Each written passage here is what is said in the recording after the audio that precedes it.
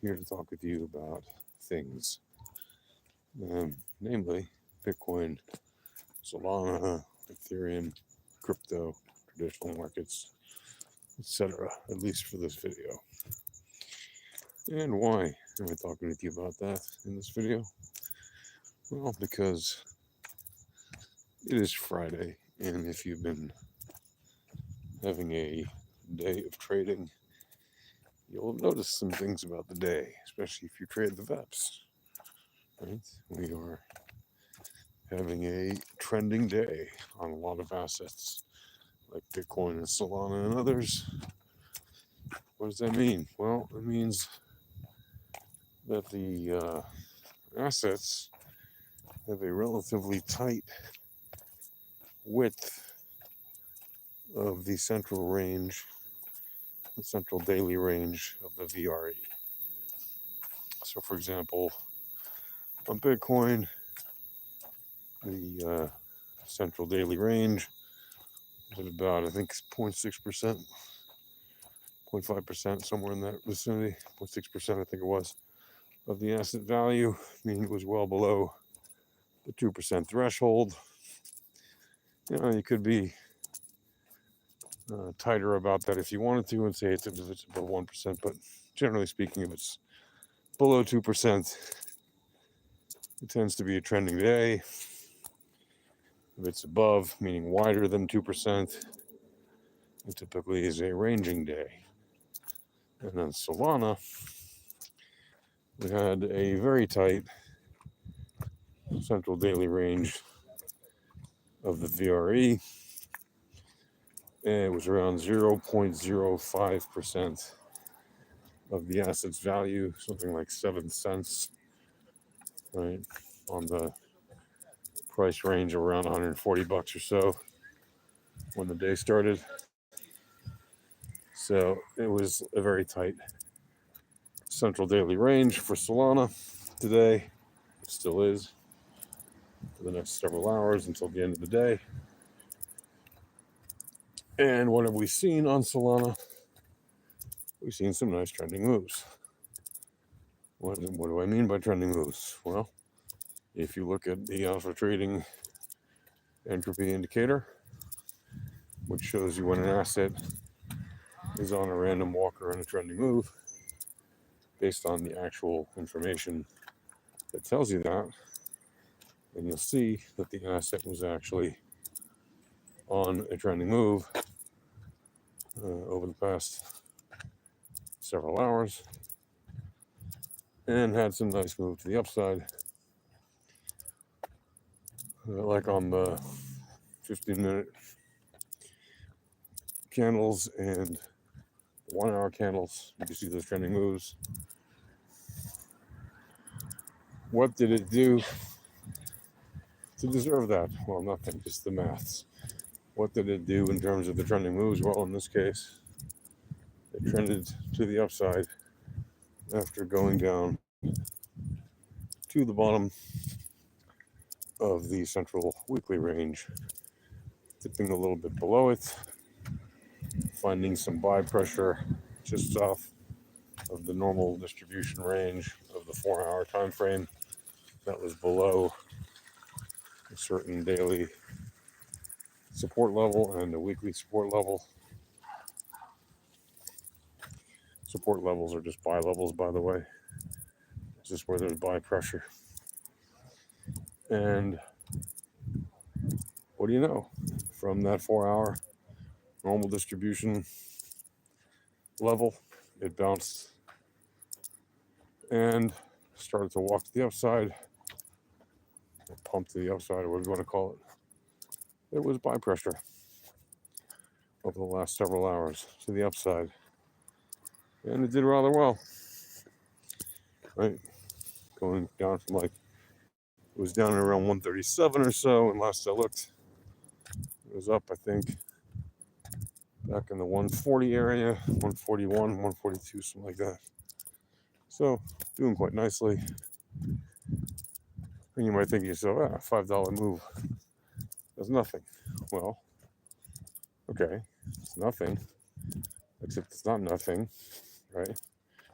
Like on a $140 asset, $1.40 is 1%.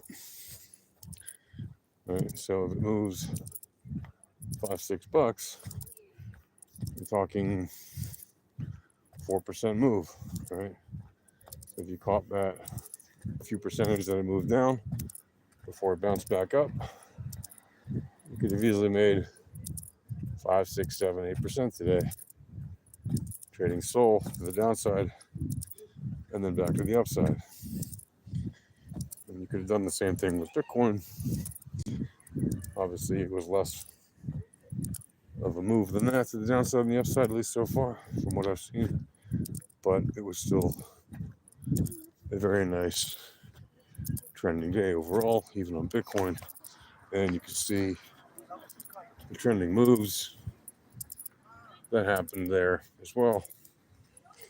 Also happened to dip down to very specific levels on the VRE.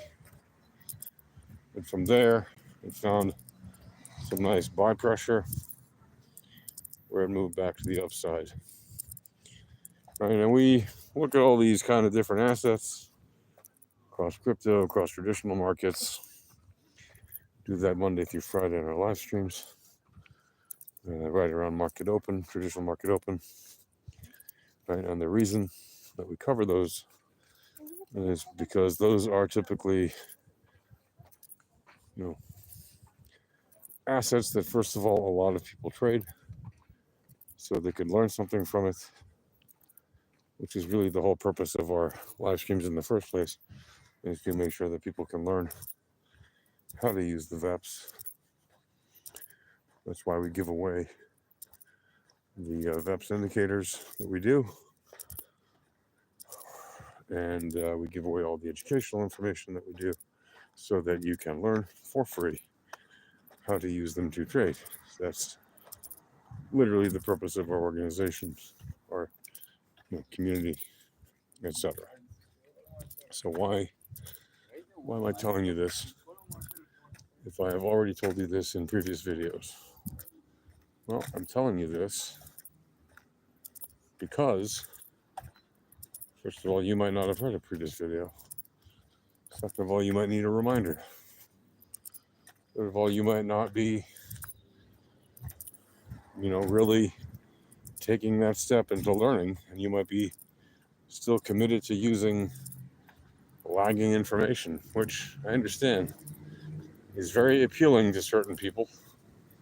And when I say certain people, I mean the vast, overwhelming majority of retail traders, because you think it's easier to learn and use than to learn the VEPs. Well, in a way, you're right.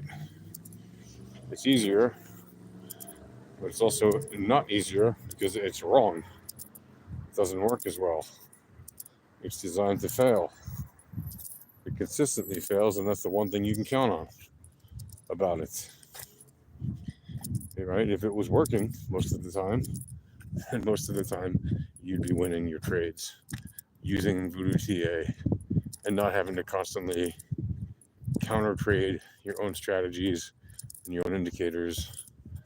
And you wouldn't have to be constantly thinking, okay, this thing works 30% of the time, so the other 70% of the time I have to do not what it suggests.